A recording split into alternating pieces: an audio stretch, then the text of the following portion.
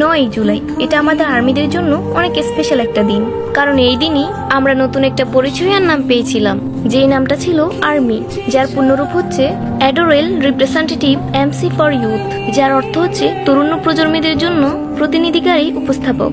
এই আর্মি নামটা শুধু একটা নাম না, এটার সাথে মিশে আছে আমাদের অনেক স্মৃতি, যেটার মানে সবাই বুঝবে না। বিটিএস এর কাছে আর্মি নামটা যেমন অনেক ইমোশনের, ঠিক তেমনি এইটা আমাদের আর্মিদের কাছেও একটা ইমোশন, কারণ এই নামটা তারা আমাদেরকে ভালোবেসে দিয়েছে।